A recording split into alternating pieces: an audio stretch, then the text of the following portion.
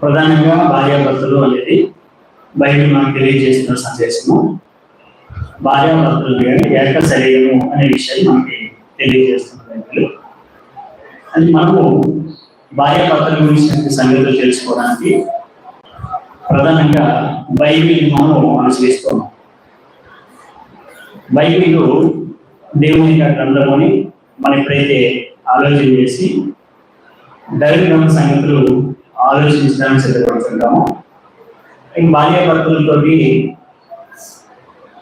దేవుని యొక్క వాక్యము వినడం అనేది చాలా ప్రధానం. ఎందుకంటే బైబిల్ ఇంచుమించుగా మన దగ్గర ఉన్నటువంటి బైబిల్ గ్రంథం చదువుతుంటే మనము వెబ్లాస్ అనే గ్రీక్ పదం నుంచి వచ్చినటువంటి మాట. వెబ్లాస్ అనే గ్రీక్ పదం నుండి వచ్చినటువంటి మాట ఇంగ్లీష్లో మనకి మాట్లాడే బైబిల్ అని, తెలుగులో పరిశుద్ధ గ్రంథం అని మనం పిలుచుకుంటాం. అది బైబిల్ తెలుగులో మనం చదువుతున్న బైబిల్ రచనా కాలం అంటే ఈ యొక్క 66 పుస్తకాలు రచనా కాలము 1600 సంవత్సరాల కాలం పట్టింది. ఈ 1600 సంవత్సరాల కాలంలో కూడా బైబిల్ ఇంచుమించుగా క్రీస్తు పూర్వం 1503 నుంచి క్రీస్తు పూర్వం 1503 నుండి క్రీస్తు శకము 100వ సంవత్సరం వరకు యొక్క బైబిల్ వ్రాయడం జరిగింది. అని ఇంచుమించుగా 1500 సంవత్సరాల కాలం యొక్క బైబిల్ రాయడం అనేది జరిగింది. ఇంచుమించుగా బైబిల్ 40 మంది ప్రవక్తలు రాశారు. 40 మంది ప్రవక్తలు రాశారు. ఈ 40 మంది ప్రవక్తలు కూడా 1600 సంవత్సరాల కాలం ఇంచుమించుగా ఏ ప్రవక్త రాసినా కానీ ఒకే సందర్భం వచ్చేలాగా ఇక బైబిల్ రాయడం జరిగింది. ఎక్కడ కూడా తారతమ్యం లేకుండా మొదటి గ్రంథమైనటువంటి ఆది కాలం నుండి చివరి గ్రంథమైనటువంటి ప్రకటన గ్రంథం వరకు కూడా మనము చర్చిస్తున్నటువంటి యొక్క భార్యాభర్తల సంగతులు ఒకే విధంగా రాయబడినటువంటి సంగతి. మంచి బైబిల్ వ్రాసిన వారిలో ఈ బైబిల్ మనం చదువుతున్న ఈ బైబిల్ మనము అనుసరిస్తున్నటువంటి బైబిల్ వ్రాసినటువంటి వాళ్ళలో ప్రవక్తలు ఉన్నారు, రాజులు ఉన్నారు, రెండోది లేఖికులు గొర్రెల కాపర్లు ఉన్నారు, 4 బైబిల్ రాసిన వాళ్ళు సకల విద్య ప్రవీణులు ఉన్నారు. అని రాసినటువంటి వీళ్ళు లేఖికులు. వీళ్ళు ఏమన్నారంటే లేఖికులు అన్నారు. ఈ లేఖికులు వ్రాసినటువంటి వారు ఆయా కాలాలను బట్టి ఆయా కాలాల్లో రాసినటువంటి సంగతులన్నీ కూడా ఒకే రకంగా మనకు తెలియజేస్తూ ఉంటాయి. అది నుంచి రాసినటువంటి ప్రవక్తలు, రాసినటువంటి గొర్రెల కాపర్లు, రాజులు, యాజకులు, సకల విద్యా ప్రవీణులు వీరంతా కూడా ఒకే సందర్భాన్ని రాశారు. అదే సందర్భాన్ని ఒకే విధంగా రాశారు. అది నుంచి ఇది మనుషుల యొక్క ప్రేరణ చేత రాయబడిన గ్రంథం కాదు. ఇది పరిశుద్ధాత్మ ప్రేరణ చేత దేవుని మూలంగా పలికినటువంటి మాటలు మనిషి. ఒకసారి మనం పేతురు రాసినటువంటి 2వ పత్రిక 1వ అధ్యాయము 21వ వచనాన్ని మనం చదువుతున్నప్పుడు, పేతురు రాసిన 2వ పత్రిక 1వ అధ్యాయము 21వ వచనాన్ని మనం చదువుతున్నప్పుడు ఈ సంగతి మనకు తెలియజేస్తుంది. ఏది అనగా ప్రవచనము ఎప్పుడును మనిషిని ఇచ్చిన బట్టి కలగలేదు కానీ మనుషులు పరిశుద్ధాత్మ వలన ప్రేరేపించబడిన వారై దేవుని మూలంగా పలికినని చెప్పారు. చూడండి, అంటే లేఖనం గురించి తెలియజేస్తూ మనం ఏదైతే బైబిల్లో భార్యాభర్తల యొక్క సంగతుల్ని ఆలోచించడానికి సిద్ధపడుతున్నామో, ఈ లేఖనములు మనుషుల యొక్క ఇష్టాన్ని బట్టి పలకలేదు. మనుషుల యొక్క ఇష్టాన్ని బట్టి పలకలేదు. ఏం చెప్తున్నాడు మరి? ఈ మాటలు ఎలా పలకబడి చెప్తున్నాడు? పరిశుద్ధాత్మ ప్రేరణ చేత మనుషులు దేవుని మూలంగా పలికారు. అంటే మూలము దేవుడు, పరిశుద్ధాత్మ మనుషులు ఏం చేశాడు? ప్రేరణ కలిగి చేశాడు. మనుషులు దీన్ని ఏం చేశారంటే రాశారు. అందుకే మనుషుని యొక్క ఇష్టాన్ని బట్టి రాయబడి గ్రంథం కాదు. మనుషుని యొక్క ఇష్టాన్ని బట్టి రాయబడి గ్రంథం కాదు అని మనం రాసి ఇచ్చినటువంటి ప్రతి సంగతి కూడా మొదట మనం చదువుతున్నప్పుడు ఇది మనుషుని ఇష్టం కాదు, దేవుని మూలంగా పలికారనే సంగతిని మనం ఎప్పుడు గుర్తించవలసిన అవసరం చదువుతున్నప్పుడు. అది బైబిల్లో ఈ సంగతులు ప్రతి విషయం పరిశుద్ధాత్మ చేత రాయబడిన సంగతి అయినా కానీ మనం కొంచెం బాగా ఆలోచిస్తున్నప్పుడు కొన్ని విషయాలు మాత్రం బైబిల్లో ప్రాప్తులు అనబడి వారు, అపోస్తులు అనబడి వారు వారి యొక్క సొంత ఆలోచనలు కూడా రాశారు. వారి యొక్క సొంత ఆలోచనలు కూడా బైబిల్లో ఉన్నాయి. అలా రాసినప్పుడు వ్రాసినటువంటి వ్యక్తులు కూడా ఏం చేశారంటే ఇది మా సొంత ఆలోచన అని ఖచ్చితంగా బైబిల్లో రాసి ఇచ్చేశారు. అది గుర్తించి మనం చదవాలి. ఎగ్జాంపుల్ కొరింథీయులకు రాసిన మొదటి పత్రిక 6వ అధ్యాయము, క్షమించి 7వ అధ్యాయము 6వ వచనాన్ని మనం చదువుతున్నప్పుడు, కొరింథీయులకు రాసిన మొదటి పత్రిక 7వ అధ్యాయము 6వ వచనం మనం చదువుతున్నప్పుడు, ఇది నా హితోపదేశమే కానీ ఆజ్ఞ కాదు అని చెప్పాడు. చూడండి, ఇది నా హితోపదేశము అంటే అపోస్తలుడైన పౌలు భార్యాభర్తల సంబంధం సంఘటన విషయాలు తెలియజేస్తూ ఆయన సొంత విషయాలు ఏదైతే తెలియజేశాడో ఆ సొంత విషయాల గురించి ఏం చెప్తున్నాడంటే సొంత విషయాల గురించి నేను సొంతంగా చెప్పని తెలియ సంగతి అనే విషయం తెలియజేయడానికి ఆయన ఏం చేస్తున్నారంటే విషయాన్ని ఖచ్చితంగా చెప్తున్నారు. విషయాన్ని ఖచ్చితంగా తెలియజేసే సంగతులు తెలియజేస్తున్నారు. అది ఒకసారి మనం చదువుతున్నప్పుడు కొరింథీయులకు రాసిన మొదటి పత్రిక 7వ అధ్యాయము 6వ వచనాన్ని చదువుతున్నాం మనం. ఇది నా హితోపదేశమే గాని ఆజ్ఞ కాదు, మనుషులందరూ నా వలే ఉండకూర్చున్నానని చెప్తున్నాడు. అందుగురించి ఆజ్ఞ కానిది ఇది ఆజ్ఞ కాదు అని తెలియజేశారు. ఆజ్ఞ కానిది ఆజ్ఞ కాదు, మనుషులందరూ నా వలే ఉండకూర్చున్నానని చెప్తున్నాడు. అంటే మనుషులందరూ నా వలే ఉంటే మంచిది అనే విషయం తెలియజేస్తున్నాడు. అది ఇది ఏం కాదు అంటే ఆజ్ఞ కాదు. అందుకే ఖచ్చితంగా గ్రంథము టోటల్ గా పరిశుద్ధాత్మ ప్రేమించేంత రాయబడిన సంగతులు ఉన్నాయని తెలియజేస్తా. కొన్ని విషయాలు సొంతంగా తెలియజేయబడిన సంగతులు కూడా ఉన్నవి అనేది అదే దైవ గ్రంథం మనం రాసించినటువంటి సంగతి. అది పరిశుద్ధాత్మ పలికిపోయినటువంటి పరిశుద్ధాత్మ ప్రేరణ చేత పలికిపోయినటువంటి ఈ సంగతులన్నీ కూడా మానవులందరూ కూడా అనుసరించాలని నడుచుకున్న విషయాలైనా ఒకటి సాంఘిక సంబంధమైనటువంటి విషయాలు ఇందులో ఉన్నాయి. 2 ఆత్మ సంబంధమైన సంగతులు కూడా ఇందులో ఉన్నాయి. అంటే సాంఘిక సంబంధమైన సంగతులు అంటే ఒకటి మనుషుల పట్ల ఎలా ప్రవర్తించాలి అనే సంగతులు దైవ గ్రంథంలో ఉన్నాయి. 2ది దేవుని యొక్క మూలంగా పలికినటువంటి ఈ మాటల ద్వారా మానవాళి పట్ల ఎలాగో మనము ప్రవర్తించాలి అనే సంగతులు కూడా ఉన్నాయి. ఈ విషయాలు మనము బాగా ఆలోచించగలిగాం. అందుగురించి మనకి ఎలా ప్రవర్తించాలనే విషయాలు దైవ గ్రంథం మనకి తెలియజేసి ఒకసారి మనం గ్రంథం చదువుతున్నప్పుడు గలతీయులకు రాసిన పత్రిక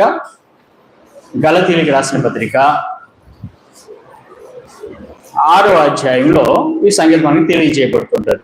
గలతీయులకు రాసిన పత్రిక 6వ అధ్యాయము 10వ వచనాన్ని మనం చదువుదాం. కాబట్టి మనకు సమయము దొరికిన కొలది అందరి ఎడలను విశేషముగా విశ్వాస గృహములకు చేరిన వారి ఎడలను చెప్పినాం. చూడండి, అందుగురించి సాంఘిక సంబంధ విషయాలు అంటే అందరి ఎడల, బయట వారి ఎడల కూడా అనే విషయాలు తెలియజేస్తుంది. రెండోది విశేషముగా విశ్వాస గృహములకు చేరిన వారి ఎడలను మేలు చేయడం అని చెప్పాడు. అందుకే బయట ఉన్న వాళ్ళు ఎలా మనం మేలు చేయాలి, మరీ విశేషముగా ఎవరి ఎడల మేలు చేయాలి, విశ్వాస గృహములకు చేరిన వాళ్ళ ఎలా మేలు చేయాలి. అలాగే సాంఘిక సంబంధం అంటే సాంఘిక సంబంధాలు, లోపంలో ఉన్నటువంటి సంబంధాల ప్రకారంగా మేలు చేయాలి. విశేషముగా చేయవలసిన ఏంటంటే విశ్వాస గృహములకు చేరిన వాళ్ళ మేలు చేయాలి అని దైవగ్రంథం మనకు తెలియజేస్తుంది. అంటే మనము భార్యాభర్తల యొక్క అసలు సంగతి విషయాల్లోకి వెళ్ళే ముందు ఏ గ్రంథము నుండి ఏ గ్రంథం మనకి ఏం తెలియజేస్తుందో ఆ గ్రంథం నుండి చెబుతున్న సంగతులు మనం ఆలోచిస్తున్నాం పరిచయంగా.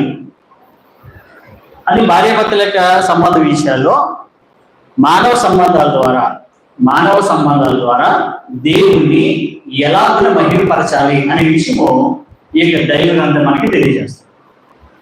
మానవ సంబంధాల ద్వారా దేవుణ్ణి ఎలాగ మహిమపరచాలి సంగతి ఈ దైవ గ్రంథం మనకి తెలియజేస్తుంది.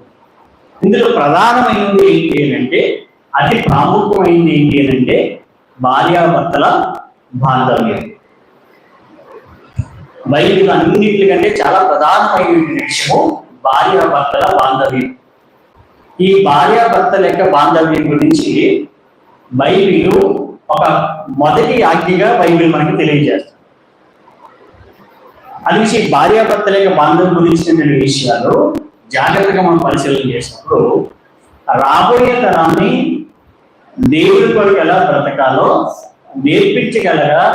నేర్పించగల శక్తి సామర్థ్యాలు ఎవరికి ఉన్నాయంటే భార్యాభర్తలకు ఉన్నాయి. అందుకే వీళ్ళు భార్యాభర్తలు అనేవాళ్ళు ఎవరు అంటే మార్గదర్శి. ఈ భార్యాభర్తల యొక్క దర్శకుల యొక్క విధి విధానాన్ని బైబిల్ మనకి తెలియజేస్తుంది. అది మనకి బైబిల్ చెప్పిన సూత్రం ఏంటంటే, మన పిల్లలు పాడైపోయారు అంటే కారణము మనమే అని చెప్తున్నారు. మన పిల్లలు పాడైపోయారంటే కారణం మనమే. మన పిల్లలు బాగుపడ్డారు అంటే కారణము మనమే. అందు గురించి మన పిల్లల యొక్క తరతరాలు వారి యొక్క భవిష్యత్తు బాగుండడం కొరకు తల్లిదండ్రులకి దేవుడు ఏం చేశారంటే చాలా ఆజ్ఞలు ఇచ్చారు. అంటే బైబిల్ మన ఆదికాండ నుంచి ప్రకటన చదువుతున్నప్పుడు మనకి చాలా రకాలైనటువంటి కుటుంబాలు కనిపిస్తాయి. ఒకటి మంచి చేసిన కుటుంబాలు కనిపిస్తాయి, రెండు చెడు చేసిన కుటుంబాలు కనిపిస్తాయి.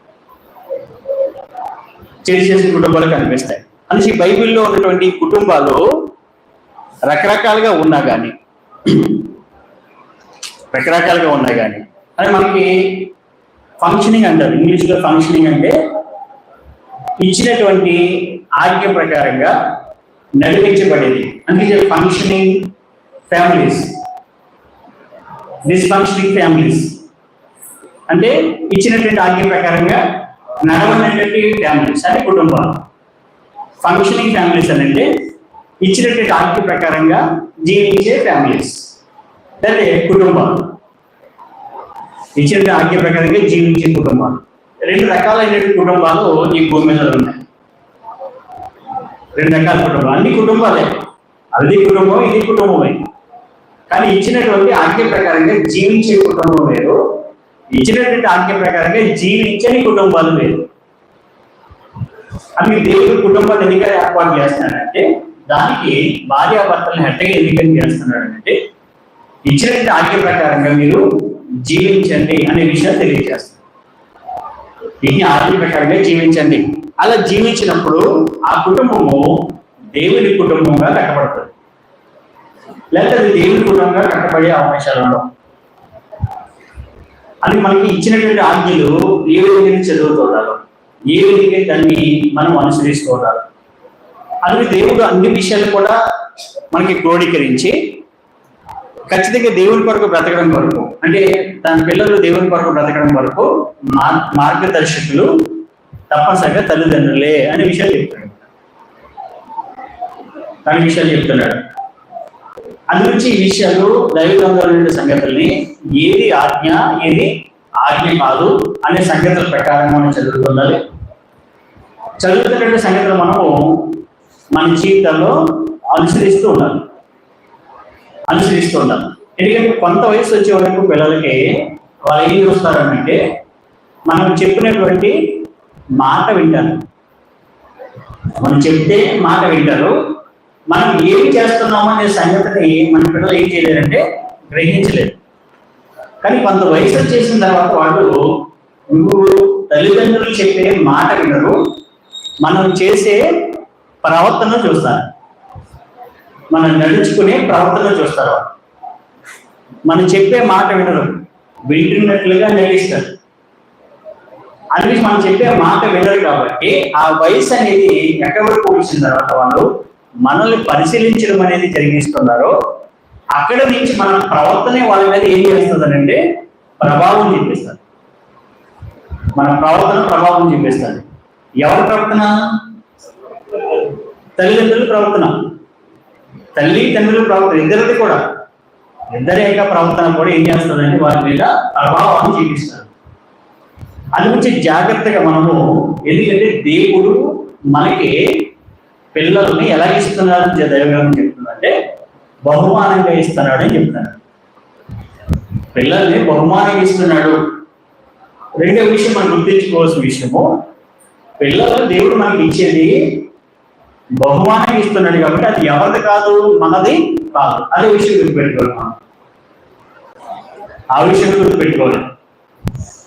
అని మనకి ఏ బహుమానాన్ని దేవుడు ఎలాగిస్తున్నాడో మరలా దాన్ని ఏం చేయాలంటే మనము అలాగా అప్పగించే కార్యక్రమం చేయాలి అని దైవగ్రంథంలో సంగతిని మనం ఒకసారి ఆలోచన చేద్దాం.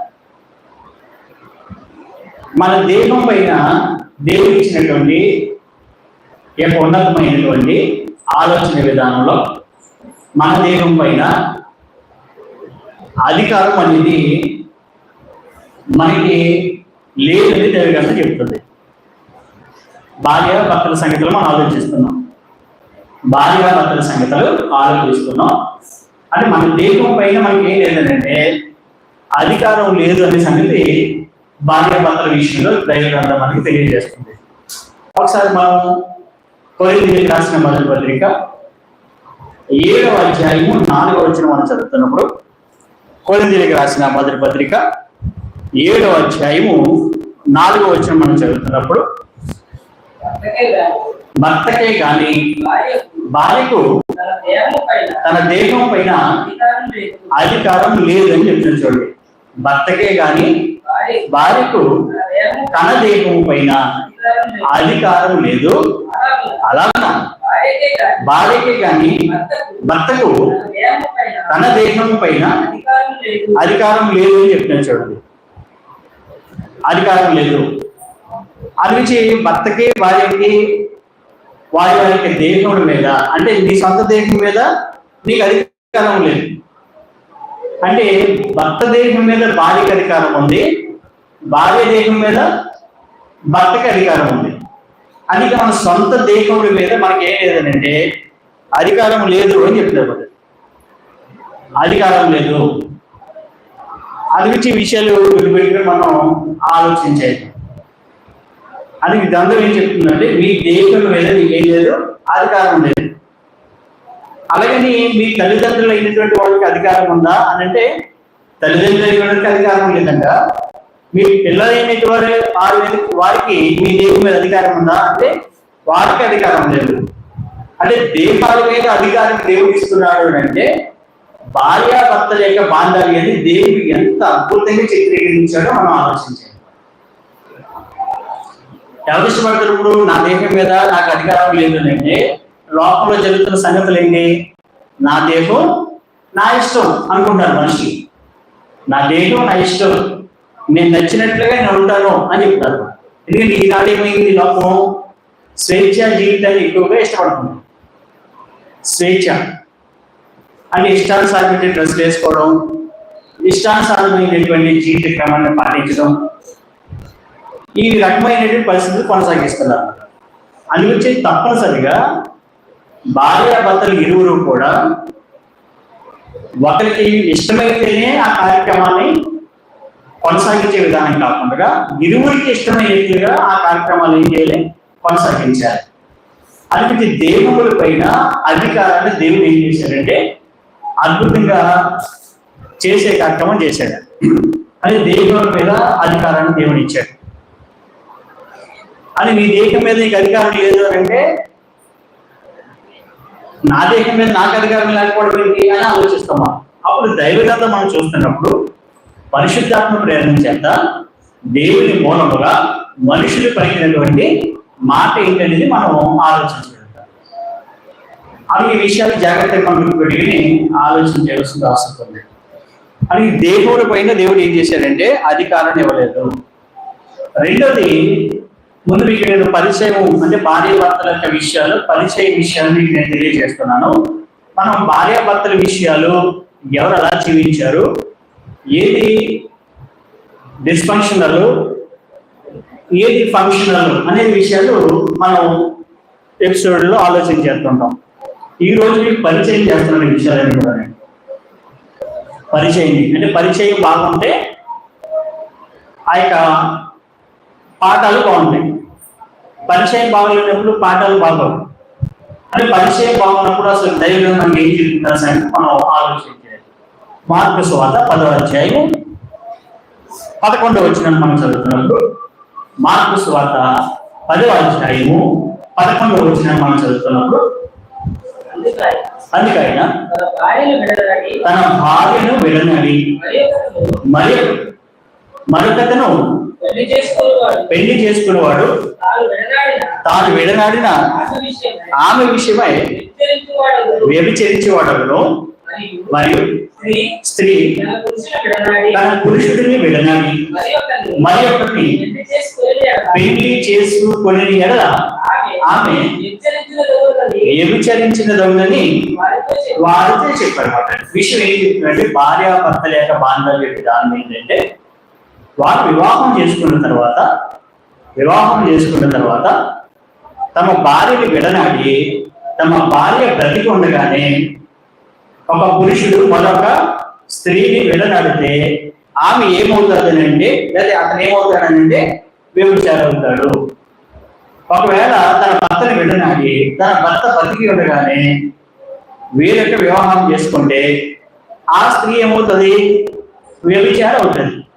ఇప్పుడు వ్యభిచారం లేని వారికి దేవుని రాజ్యంలో ఏం లేదు, స్థానం లేదు. వ్యభిచారం లేని వారికి దేవుని రాజ్యంలో ఏం లేదనంటే స్థానం లేదు. విడాకులు అనే ఆవేశపూరితమైన మాటలు ఎక్కడ వస్తుంటాయి? కుటుంబాల్లో సఖ్యత లేనప్పుడు, కుటుంబాల్లో క్రీస్తుని గురించినటువంటి అవగాహన లేనప్పుడు, క్రీస్తుని గురించినటువంటి ప్రేమ అటువంటి విద్యార్థులు లేనప్పుడు కుటుంబాలు ఏమొస్తాయంటే విడాకులు అనే ఈ యొక్క మాటలు వస్తూ ఉంటాయి. అందుగురించి ముందుగానే భార్యాభర్తల యొక్క విధి విధానాలు ముందుగానే తెలియజేస్తున్నాడు. అసలు లోపల అనుకోండి ఫ్రీనెస్, ఇబ్బంది ఏం లేదు. అందుకే సినిమా యాక్టర్లు 4-5 పెళ్లి చేసుకున్నారు. సినిమా యాక్టర్లు చూసిన వాడు 4-5 పెళ్లి చేసుకున్నారు. అలాగే 4-5 పెళ్లి చేసుకున్నటువంటి అటువంటి వాళ్ళు కూడా ప్రజలకు ఏం చేయడానికి వస్తున్నారంట? సేవ చేయడానికి వస్తున్నారు. అంటే సమాజం ఏమైపోయింది? మొత్తానికి చెడిపోయింది. ఈ సమాజం చెడిపోయింది మొత్తానికి. అందుకే సమాజం చెడిపోయినటువంటి ఈ సమాజంలో దేవుని యొక్క లేఖనాలు ఇంకా నిలిచే ఉన్నాయి. దేవుని యొక్క లేఖనాలు ఇంకా కొనసాగుతూనే ఉన్నాయి. అందుకే విడాకులు అనే మాట మన నోట రాని మాట, రాకూడని మాట. మన నోట ఎప్పుడు రాకూడదు. ఎవరి నోట? Functional families. ఫంక్షనల్ ఫ్యామిలీస్ అంటే మనం దేవుని యొక్క వాక్యాన్ని అనుసరించి నడుచుకున్నటువంటి కుటుంబాలు, నడుచుకున్న కుటుంబాలు. అందుకే దేవుని యొక్క వాక్యాన్ని అనుసరించి నడుచుకునేటువంటి ఫ్యామిలీస్ ఏదైతే ఉన్నాయో, డిస్ఫంక్షనల్ ఫ్యామిలీస్ ఏదైతే ఉన్నాయో వాటి నోటంటే వస్తాయి. ఒకవేళ అటువంటివి వస్తున్నాయి అని అంటే మన యొక్క జీవితాలు ఏం చేసుకోవాలంటే దేవుని వాక్యం వైపు మళ్ళించుకుంటూ ఉండాలి. మళ్ళించాలి. అందుకే మనకి వీళ్ళు ఏమవుతారని చెప్తారంటే దైవగ్రంథంలో వారు వ్యభిచారులు అవుతారు అని చెప్పారు. వ్యభిచారులు. అంటే మనకి హోషేయ గ్రంథము 3వ అధ్యాయము 3వ వచనం కూడా మనం చదువుతున్నప్పుడు, హోషేయ గ్రంథము 3వ అధ్యాయము 3వ వచనాన్ని మనం చదువుతున్నప్పుడు, హోషేయ గ్రంథము 3వ అధ్యాయము 3వ వచనాన్ని మనం చదువుతున్నప్పుడు, చాలా దినములు నా పక్షమున నిలిచి ఉంది. ఏంటి?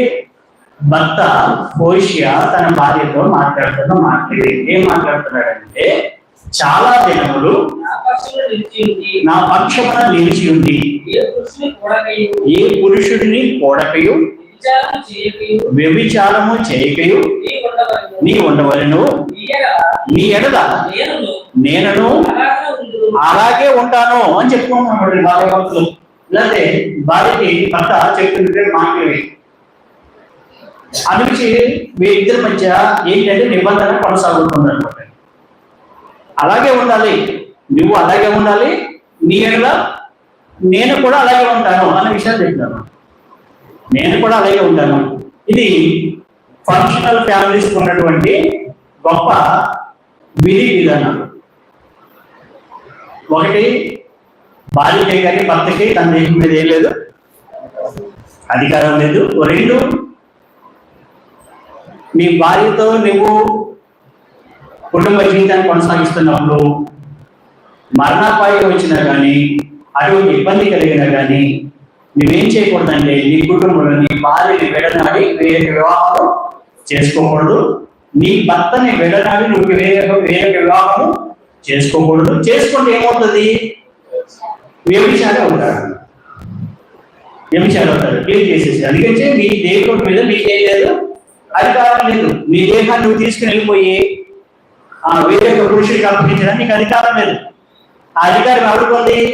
నీ భర్తకు ఉంది. నీ భర్తకు ఉంది. నీ భర్త తీసుకుని వెళ్ళిపోయి తన దేహాన్ని వేరొక స్త్రీతో ఉండడానికి తనకి ఏం లేదంటే అధికారము లేదు. ఆ అధికారం ఎవరికి ఉంది? భార్యకు ఉంది. ఇంత పటిష్టమైనటువంటి విధి విధానాలు తెలియజేసింది దేవుని యొక్క లేఖనము భార్య భర్తల యొక్క సంగతుల విషయం. ఇంత పటిష్టంగా చెప్పబడ్డాడు. అని వివాహ బంధము చాలా విలువైంది అని పెళ్లి జరుగుతుంటే ఆ పెళ్లిలో ఏదో ప్రసంగాలు చెప్తుంటారు, కానీ అక్కడ కూర్చున్న వాళ్ళు వినరు. ప్రధానంగా పెళ్లి కూతురు పెళ్లి కొడుకు అసలే వినరు. అది పరిస్థితి. అందుకే ఏది చెప్పకూడదు సంగతులు అది ఏది చెప్తుంటారు. ఏ రానందో ఏలో ఉంటారు, ఇంకా అక్కడే అదే ఉంటుంది. ఆ కూర్చున్న వాళ్ళకి భోజనం గొడవ, ఆ పరిస్థితి అది. అంతే కదా. అంతే కదా. మనిషి యొక్క స్థితి ఏంటి? మనిషి యొక్క స్థితి ఏంటండి? పాత్రలో ఉన్నది ఎక్కడికి వచ్చిన తర్వాత కడుపులోకి వచ్చేది. కడుపులోకి వచ్చిన తర్వాత ఈ కడుపులో ఉన్నది తీసుకెళ్ళి ఎక్కడ పెట్టేది? మళ్ళా మంచం మీద పెట్టేది. పరుపు మీద వచ్చేదిగా పాత్రలో కడుపులోకి వచ్చేది, కడుపు నుండి మంచం మీద పెట్టేది. అది మానవ యొక్క స్థితి. అది పెళ్లి ప్రసంగంలో వింటున్న వారి స్థితి. ఎవరు ఆగడి చూడండి, పెళ్లి అయిన తర్వాత గర్భవతి తీసి అడవాడు వాడిని ఎందుకంటే వెళ్ళిపోయి మంచం ఎక్కేది. అది మానవ యొక్క స్థితి. అది పెళ్లి కూతురు పెళ్లి కొడుకు సంగతి తర్వాత వేరే సంగతి అని అక్కడ ప్రసంగం ఎవడైండు, ఆ గొడవలు ఎవడైందండి. అందుకే వివాహం గురించిన సంగతులు ముందుగానే మనకి తెలుసుకోవాలి. ఇప్పటికైనా మనకి లేట్ అయింది లేదు, మనం బ్రతికున్నాం కాబట్టి దేవుని మహిమపరచడానికి సంబంధించిన విషయాలు భార్యాభర్తల తరగతుల ద్వారా మనము నేర్చుకోవడానికి దేవుడు ఇస్తున్నటువంటి మంచి అవకాశాలు. ఈ అవకాశాలు మనం ఏం చేయాలంటే సద్వినియోగం చేసుకోగలగాలి. వీటికి తప్పనిసరిగా మనం ఏం చేయాలంటే సద్వినియోగం చేసుకోగలగాలి. ఇంకా కొంచెం విషయాలకు వచ్చి మనం ఆలోచించినప్పుడు ఎన్ని విషయాలు ఆలోచించామన్నప్పుడు మనం ఎన్ని విషయాలు ఆలోచించాం? ఒకటి, భర్తకే కానీ భార్యకి దేవుని మీద అధికారం లేదు, భార్యకే కానీ భర్తకి దేవుని మీద అధికారము లేదు. వివాహాలు మరలా విడాకులు ఇచ్చి వివాహాలు చేసుకుంటే వాళ్ళు ఏమవుతారు? వ్యభిచారులు అవుతారు. మనము చనిపోయే వరకు కూడా నువ్వు ఎవరితో వ్యభిచరించకూడదు, నేను కూడా ఎవరితో కూడా ఏం చేయను, వ్యభిచరించను అని భార్య భర్త ఏం చేసుకున్నారు? నిబంధన చేసుకున్నాను. ఆ నిబంధనకి ఎవరు సాక్షి అని అంటే దేవుడే సాక్షి. మలాకి గ్రంథము 2వ అధ్యాయము 16వ వచనం మనం చదువుతున్నప్పుడు 16వ వచనం చదివేది డైరెక్ట్గా. మలాకి గ్రంథము 2వ అధ్యాయం 16వ వచనం చదువుతున్నప్పుడు, భార్యను ప్రత్యజించుట నాకు అసహ్యమైన క్రియని ఇశ్రాయేలు దేవుడైన యెహోవా సెలవిచ్చుచున్నాడని చెప్తాను. చూడండి, ఎందుకంటే భార్యకు పరిత్యాగ పత్రిక ఇవ్వడము దేవునికి అసహ్యమైన క్రియ, అసహ్యమైనది క్రియ. అందుకే మనం ఏం ఆలోచిస్తున్నాం అంటే, నిబంధనల ప్రకారంగా కాకుండా టోటల్ గా దేవుని యొక్క మనసు భార్యాభర్తల విషయంలో ఏమైనది అనే సంగతిని మనం ఆలోచిస్తున్నాం. టోటల్ ఏమైనది. అలాగనే సేమ్ భర్తను పరిత్యజించడం కూడా, భార్య భర్తను పరిత్యజించడం కూడా దేవునికి అసహ్యమైన క్రియ, అసహ్యమైన క్రియ. అందుగురించి భర్త మాత్రం విడిచిపెట్టకూడదండి, భార్య భర్తను విడిచిపెట్టొచ్చండి అని మనం జెండా ఎట్టకూడదు. అలా జెండా ఎట్టేవాడు చాలా మంది ఉన్నారు. అందుకే ఇది ఇరువురికి సంబంధించిన విషయాలు.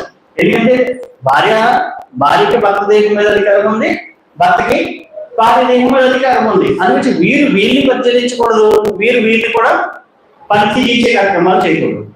అందుగురించి చెప్పాడు వాడు ఇందాక ఓషియా ఏం చెప్తున్నాడు, అందరూ చాలా కాలము నువ్వు ఎవరితో వ్యభిచరించుకు, నేను కూడా ఎవరితో కూడా ఏం చేయను, వ్యభిచరించను అని చెప్పాడు. అని దేవుని యొక్క సంగతి విషయాల్లో జాగ్రత్తగా మనం ఆలోచన చేయాలన్నమాట. అందుకు మనం ఒకటి ఏం నేర్చుకున్నాం అంటే, భార్యాభర్తలకి దేవుడి గురించి నేర్చుకున్నాం, విడాకుల గురించి నేర్చుకున్నాం. కొంతకాలం ఎలాగే జీవించాలనే సంగతులు ఇరువురు ఏం చేసుకోవాలని నిబంధన చేసుకుని జీవించాలనే విషయాలు నేర్చుకున్నాం. మూడవదిగా మనం ఈ సంగతులు ఎలా ఆలోచన చేయాలంటే, మనము నేర్చుకున్నటువంటి ఈ సంగతులు, దేవుడి ద్వారా మనకు నేర్చుకున్నటువంటి ఈ సంగతులు మనకే కాదు, మన తర్వాత పిల్లలు కూడా మన ద్వారా నేర్చుకోవడానికి దేవుడు మనకి ఈ లేఖనాలను అనుగ్రహించే సంగతి దైవ గ్రంథం ద్వారా మనం ఆలోచన చేయాలి. దైవ గ్రంథం ద్వారా ఆలోచన చేయాలి. ఒకసారి మనం లేఖనంలోకి చదివిద్దాం. కీర్తన గ్రంథము 78వ కీర్తన 3-4 వచనాలు చదువుదాం. కీర్తనలు 78వ కీర్తన 3-4 వచనాలు చదువుదాం. మాకు తెలిసిన సంగతులను మా పితరులు మాకు వివరించిన సంగతులను చెప్పెదను. యెహోవా స్తోత్రార్హ క్రియలను, ఆయన బలమును. మళ్ళా చదువుదాం స్టార్టింగ్ నుంచి. మాకు తెలిసిన సంగతులను మా పితరులు మాకు వివరించిన సంగతులను చెప్పెదను. యెహోవా స్తోత్రార్హ క్రియలను, ఆయన బలమును, ఆయన చేసిన ఆశ్చర్య కార్యములను దాచకుండా వాటిని వారి పిల్లలకు మేము చెప్పేదము. రాగల తరములలో పుట్టబోవు పిల్లలు దానిని ఎరుగునట్లు వారు లేచి తమ పిల్లలకు దానిని వివరించినట్లు వీరును ఏది దేవుని నిరీక్షణ గలవారై దేవుని క్రియలను మరువకి ఉండి యథార్థ హృదయములు కాక దేవుని విషయమై ఈ విషయాలు చెప్తున్నాడు. ఏం చెప్తున్నాడంటే 3-4 వచనాలు ఏం చెప్తున్నాడంటే, మేము మా పితరులు మాకు చెప్పినటువంటి సంగతులు ఏమైతే ఉన్నాయో, మా పితరులు మాకు చెప్పిన సంగతులు ఏవైతే ఉన్నాయో ఆ సంగతుల్ని మా పిల్లలకి మేమేం చేస్తాం, వివరిస్తాం అన్నమాట. వివరిస్తాం. అందుకే భార్యాభర్తలని దేవుడు అద్భుతంగా చిత్రీకరించింది. ఎందుకు అని అంటే కనుక, 3వ కారణము, తాము ఆ సంగతుల్ని దేవుడి గురించినటువంటి సంగతులు 3 విషయాలు చెప్పాడు అక్కడ. 78వ కీర్తన 3-4 వచనాల్లో మనకి వివరించబడిన సంగతులు 3 సంగతులు చెప్పాడు. 1, ఆయన ఆశ్చర్య కార్యములు. 2, దేవుని యొక్క బలమును గురించి. 3, ఆయన స్తోత్రార్హ క్రియలను గురించి. మూడు విషయాలు. ఈ మూడు విషయాలు తమ పిల్లలకి నేర్పించడానికి దేవుడు భార్యాభర్తల్ని ఏం చేశాడంటే నియమించాడు. భార్యాభర్తలు నియమించాడు. అది మనము లోపల ఉన్నటువంటి చదువు, లోపల ఉన్నటువంటి మంచితనము, వీటితో పాటు మనం ఏం చెప్తూ ఉండాలంటే మన పిల్లలకి మనం ఏం చెప్తూ ఉండాలంటే యెహోవా యొక్క స్తోత్రాల క్రియలు చెప్తూ ఉండాలి, ఆయన బలం గురించి చెప్తూ ఉండాలి, ఆయన ఆశ్చర్య కార్యం గురించి చెప్తూ ఉండాలి. అందు గురించి నిన్ను నియమించాడంట.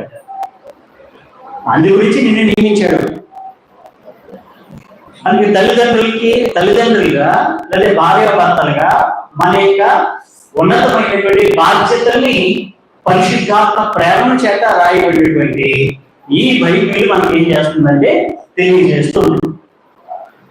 దాన్ని అయితే మనం దృష్టించే కార్యక్రమం చేస్తుండాలి. అంటే మన టోటల్ గా బైబిల్ భార్యాభర్తల సంగతులు ఏం తెలియజేస్తుంది అనే విషయాలు పరిచయంలో మీకు తెలియజేస్తుంది. పరిచయం ఆలోచిస్తున్నాం. అందు గురించి నియమించారు. మనం యోవేలు గ్రంథము 1వ అధ్యాయము 3వ వచనం మనం చదువుతున్నప్పుడు, యోవేలు గ్రంథము 1వ అధ్యాయము 3వ వచనం మనం చదువుతున్నప్పుడు, ఈ సంగతి మీ బిడ్డలకు తెలియజేయండి. ఖచ్చితంగా చెప్తాను చూడండి. మీ బిడ్డలకు తెలియజేయండి. ఎవరికి బాధ్యతలు అంటే భార్యాభర్తలకి లేదా తల్లిదండ్రులకు ఈ సంగతులు మీ బిడ్డలకు తెలియజేయండి. వారు తమ బిడ్డలను ఆ బిడ్డలు రాబో తరం వారికి తెలియజేయదురు. అసలు మనమే చెప్పకపోతే మన పిల్లలకి ఎలా తెలుస్తుంది? మన పిల్లలకి తెలియకపోతే వారి పిల్లలకి ఎలా తెలియజేస్తారు? అందుకే పరిశుద్ధాత్మ ప్రేరణ చేత వ్రాయబడినటువంటి సంగతుల్ని మనము ఆలోచిస్తున్నాం. మరోసారి చదువుదాం. యోవేలు గ్రంథము 1వ అధ్యాయము 3వ వచనం. ఈ సంగతి మీ బిడ్డలకు తెలియజేయండి. ఏ సంగతులు? యెహోవా యొక్క ఆశ్చర్య కార్యములు, యెహోవా యొక్క బలము, యెహోవా యొక్క స్తోత్రాల క్రియలు.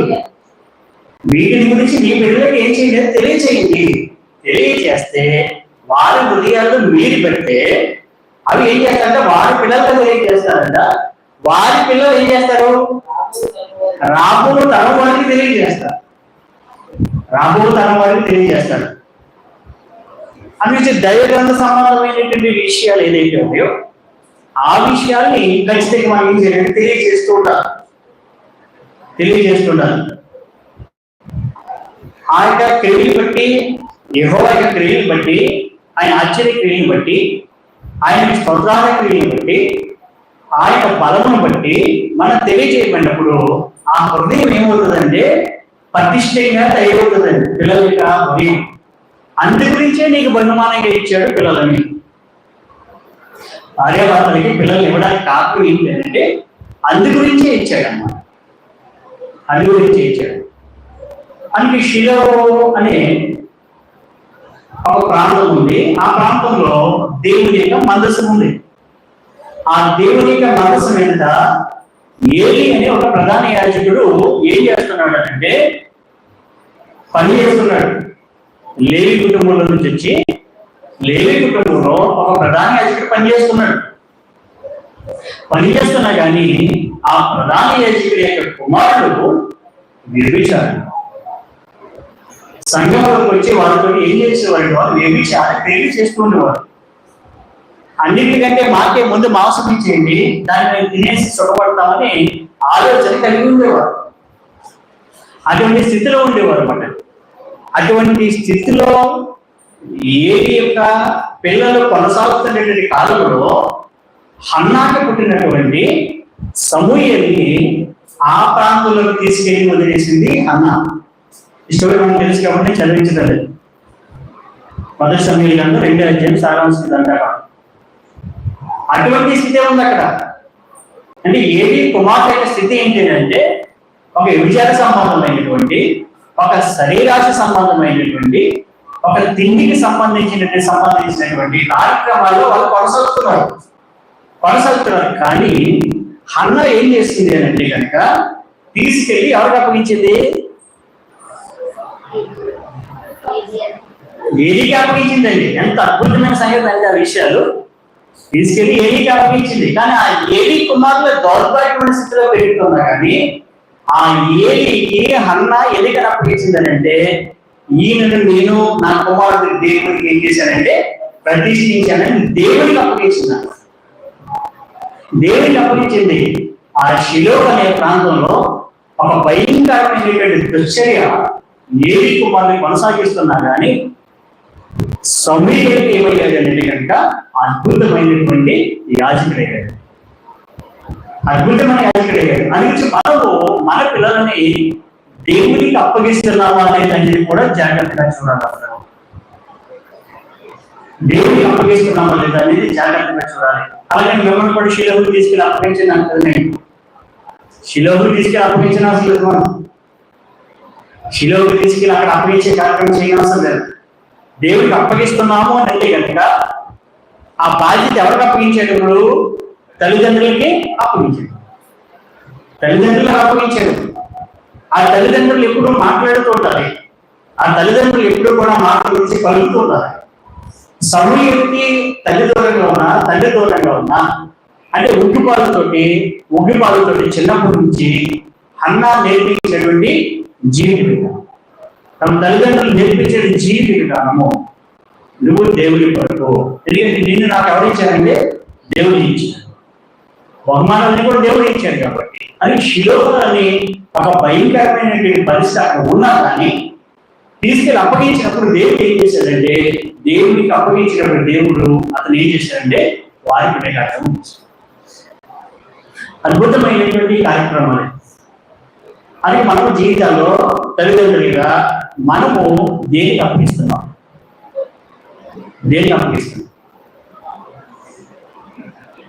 మనం చెప్తూ ఉంటాం మాటలు చెప్తుంటాం కదా, చక్కగా చెప్తుంటాం. ఏం మాట్లాడుతుంటాం?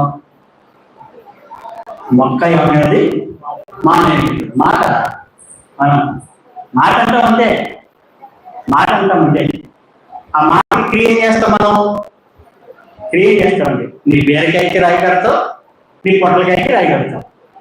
ఎందుకంటే రాయి కట్టకపోతే ఆ పొట్లకాయ వంగరెళ్ళిపోద్దని, ఆ బీరకాయ వంగరెళ్ళిపోద్దని ఆ కాయలకి రాయి కడతాం తప్పించి మన యొక్క బిడ్డలకి వాక్యాన్ని కట్టలేదు మనం. అది లోకంలో జరుగుతున్న పరిస్థితి. లోకంలో జరుగుతున్న ఒక దౌర్భాగ్య పరిస్థితి అది. అంటే మనము ఏం చెప్తున్నాడు యోవేలు ఏం చెప్తున్నాడు మనకి? యోవేలు ఏం చెప్పాడు మనకి?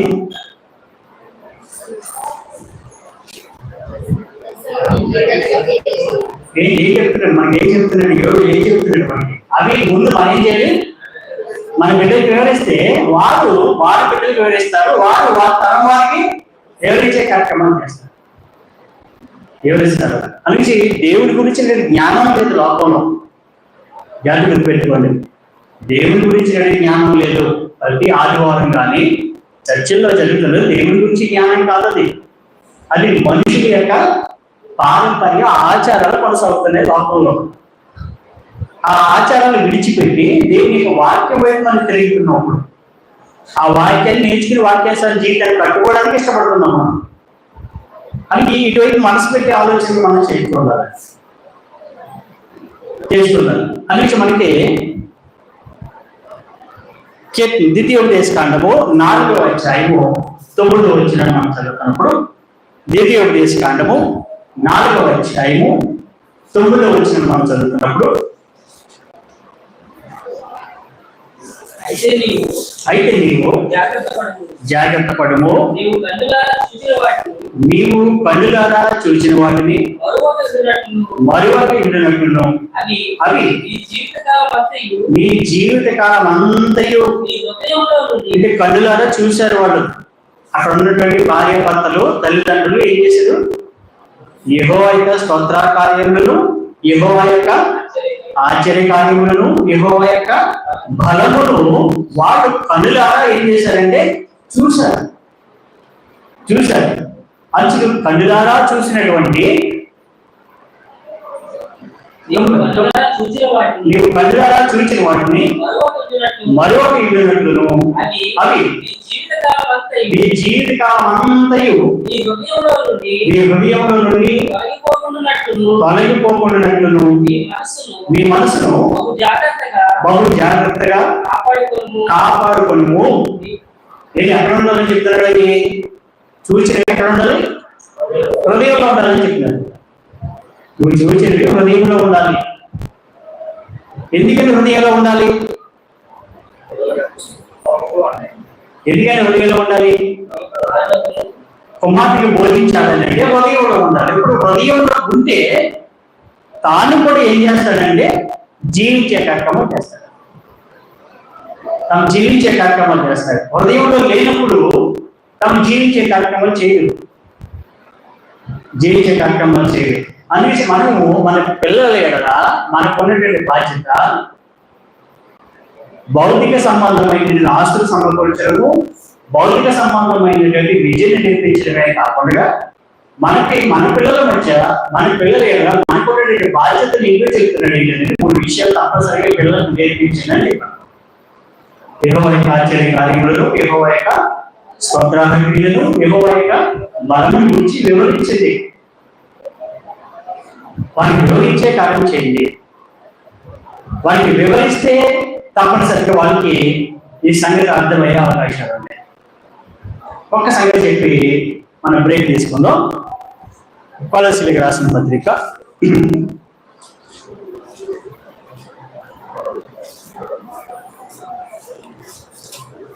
కొలస్సీయులకు రాసిన పత్రిక 1వ అధ్యాయము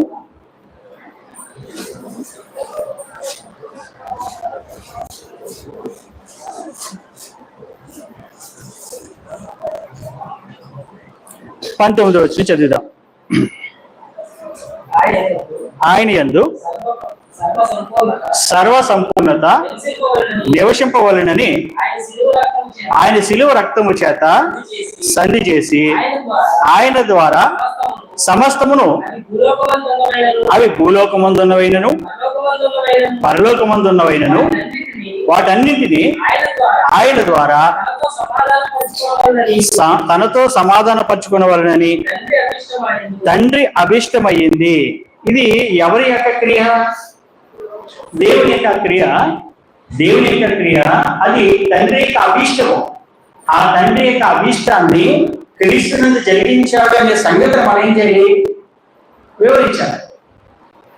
తండ్రి యొక్క అభిష్టాన్ని క్రీస్తునందు దేవుడు ఏం చేశాడంటే జరిగించాడు అనే విషయాలు మన పిల్లలకు ఏం చేయాలంటే వివరించే కార్యక్రమం చేయాలండి. మనం అలా వివరించకపోతే కనుక ఆ సంగతి వారికి అర్థం కాదు. అది ఎఫెసీయులకు రాసిన పత్రిక 1వ అధ్యాయము 20వ వచనం మనం చదువుతున్నప్పుడు, ఎఫెసీయులకు రాసిన పత్రిక 1వ అధ్యాయము 20వ వచనం మనం చదువుతున్నప్పుడు ఆయన ఆ బలాతిశయము చేత క్రీస్తును మృతులలో నుండి లేపి విషయం చూడండి. ఏం వివరించాలి మన పిల్లలకి? అంటే మన పిల్లలకి వివరించవలసిన విషయాలు యెహోవా స్తోత్రాల క్రియలు, ఆయన బలము, ఆయన యొక్క ఆశ్చర్య కార్యములు వివరించాలి. అందుచే ఆ బలాతిశయము చేత చూడండి, ఆ బలాతిశయమును బట్టి క్రీస్తును మృతులలో నుండి లేపి, అంటే దేవుని యొక్క బలాన్ని అద్భుతమైన రీతిలో దేవుడు ఏం చేశాడంటే యేసుక్రీస్తు వారిని మృతులలో నుండి లేపులో ఉపయోగించాడు. అంటే అంతకుముందు లేచిన వాళ్ళందరూ కూడా వాళ్ళు ఏమైనా చనిపోయారు. కానీ యేసుక్రీస్తు వారిని దేవుడు ఏం చేశాడంటే లేపి, రక్షణకి సంబంధించిన విషయాలు కూడా మనం ఏం చేయాలంటే వేస్తూ ఉంటాం. అని దేవుడు చెప్పాడు. ఏం ఉపయోగించాడు? తన యొక్క బలాతిశయమును ఉపయోగించి, మృతులలో నుండి లేపి సమస్తమైన ఆధిపత్యము కంటేను, అధికారము కంటేను, శక్తి కంటేను, ప్రభుత్వం కంటేను, ఈ యుగమందు మాత్రమే కాక రాబో యుగమందును పేరు పొందిన ప్రతి నామము కంటేను ఎంతో హెచ్చుగా పరలోకమందు ఆయనను ఆయన కుడి పార్శ్వమున కూర్చుండబెట్టుకున్నారు. ఈ విషయాన్ని ఎప్పుడైతే మనము వివరించే కార్యక్రమం చేస్తామో, విషయాన్ని ఎప్పుడైతే వివరించే కార్యక్రమం చేస్తామో, అంటే వివరిస్తున్నప్పుడు మన జాగ్రత్తలు పెట్టుకునే సంగతులు లేఖనానుసారంగా తెలియజేసి దేవుడు క్రీస్తునందు తన బలాత్సయాన్ని ఉపయోగించాడు.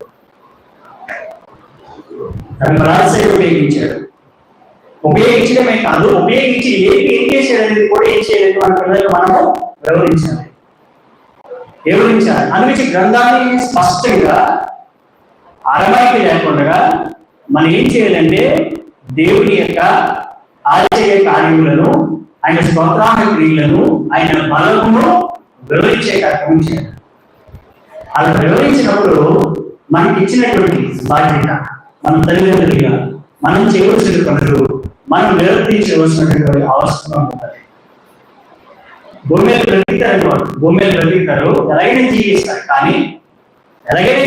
కానీ ఎవరు గురించి దేవుని గురించిన సంగతి వివరించకపోతే కనుక వారి జీవితాలు అన్ని బ్రతుకుతున్నట్టుగానే లోకంలో జీవరాశి కూడా బ్రతుకుతాయి, అవి జీవిస్తాయి, మనుషులు జీవిస్తారు, లోక సంబంధులు జీవిస్తారు. అందుకే ఏదైతే ఫంక్షనల్ లేకుండా జీవించే కార్యక్రమం ఏదైతుందో అలాగే జీవిస్తారు.